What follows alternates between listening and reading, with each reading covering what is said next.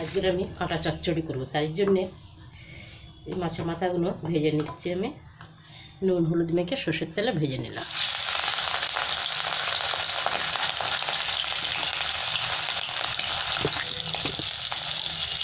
আমার মাছের মাথাগুলো ভাজা হয়ে গেছে, এবার সব উঠিয়ে নিচ্ছি।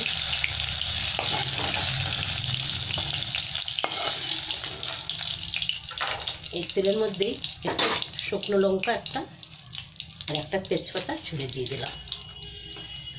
একটু দিয়ে দেবো 5 ফোঁটন।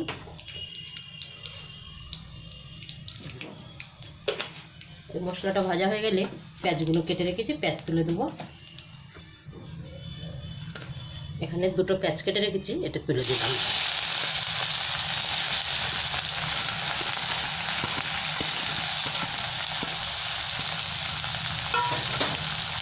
পেঁয়াজটা একটু লাল লাল করে ভেজে নেব। এখন আমার পেঁয়াজ ভাজা হয়ে গেছে, এবার আমি আদা রসুনটা দিয়ে দিলাম। 1 চামচের মতো আদা রসুন কেটে রেখেছি, এটা দিয়ে দিলাম। এটা একটু সাথে ভেজে নেব।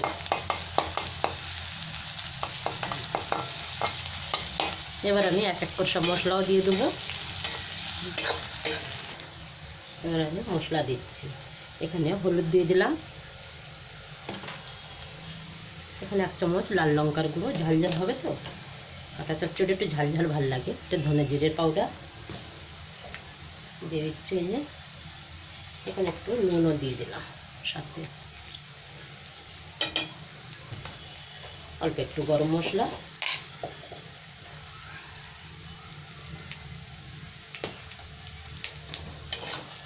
এক 2 মিনিট এই মশলাটাকে ভেজে নেবো, তারপর আমি টমেটো কুচি দিয়ে দেবো। এখানে টমেটো কুচি আর কাঁচা লঙ্কাটা দিয়ে দিচ্ছি। এবার একটু ভালো করে ভেজে নেবো, তারপর আমি জল দেবো।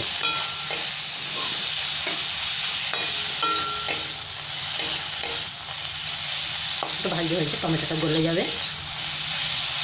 একটু নুন দিতে হবে আমাকে।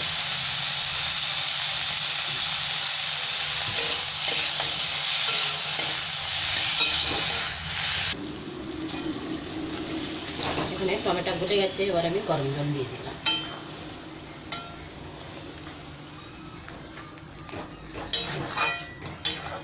আর একটু জল দেবো।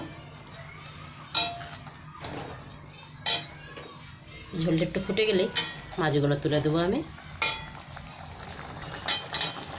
এখানে মাছের কাঁটাগুলো তুলে দিলাম সব, দিয়ে একটু নেড়ে দিচ্ছি, দিয়ে আবার ঢাকা দেবো আমি।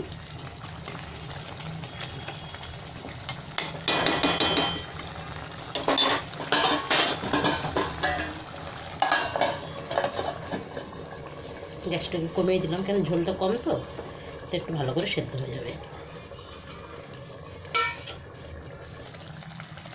এখানে একবার আমি নেড়ে দিয়েছি, এবার উপর থেকে ধনে পাতাটা ছড়িয়ে দিচ্ছি। আর একটু হবে 2-3 মিনিট, তারপরে গ্যাস বন্ধ করবো আমি।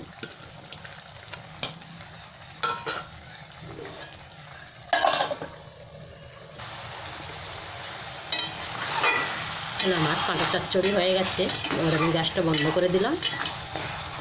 সুন্দর হচ্ছে, গরম গরম ভাতে এগুলো দুপুরে তো খুবই ভালো হয় খেতে।